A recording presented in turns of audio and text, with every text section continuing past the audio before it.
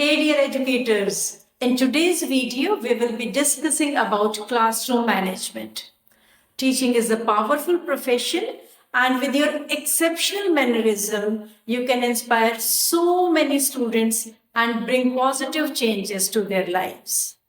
A good teacher always works on their skills and improves continuously. So, when I asked what is classroom management, I am ready to receive some responses, such as it implies controlling the students or attaining total silence while you are teaching.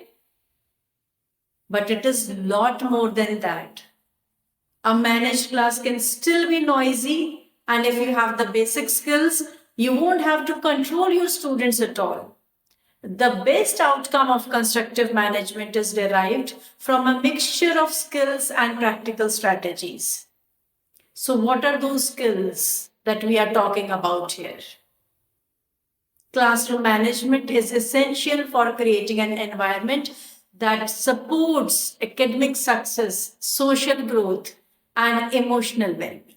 So here are some useful tips which I have learned over the years for effective classroom management, and you can also apply in your classrooms. Tip number 1, make eye contact. Engage the students by maintaining eye contact while teaching or speaking to them. This shows you are interested and attentive. For example, during a lesson, look at individual students while explaining a concept, making sure to hold their gaze for a few seconds. Tip number 2, enforce class rules. Consistently apply established rules and consequences to maintain a structured environment. For instance, if a student is talking during a lesson, calmly remind them of the raise hand to speak rule and ask them to follow. Tip number 3, use positive language. Frequently use polite phrases and praise students to encourage positive behavior. For example, thank you, John, for sharing your thoughts. Well done, my boy. Tip number 4, show concerns. Demonstrate interest in students' thoughts and ideas by actively listening and responding. For example, that's an interesting point, Sarah. Can you elaborate on that? Tip number 5, non-verbal discipline.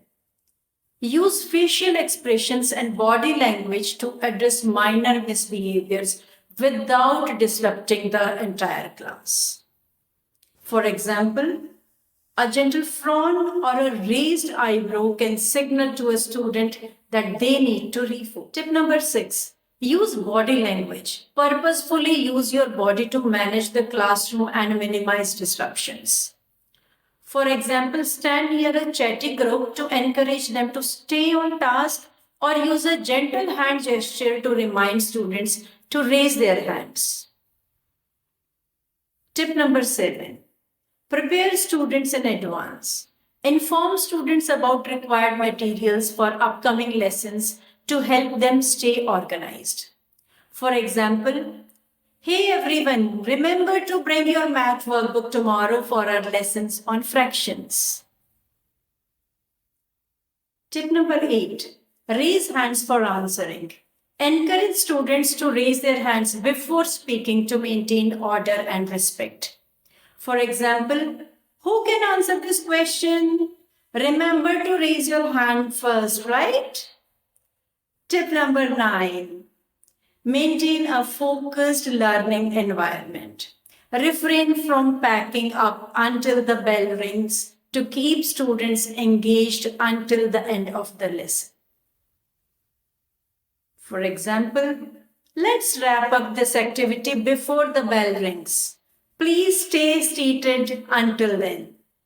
And the 10th and the topmost tip is give care calls to the parents. Regularly update your parents on their child's progress, achievements, and areas of concerns. Always start the conversation with positive words, then slowly come to the concerns and end up the conversation again with positive note. For example, Namaste, Mrs. Meena. Hope you are doing well. I wanted to share with you that your daughter did an excellent job on her recent presentation. However, she's been struggling with meeting deadlines. Let's discuss ways to support her. So, my dear educators, by implementing these strategies, you can create a positive, structured, and supportive learning environment that promotes students' success. Thank you and scale up.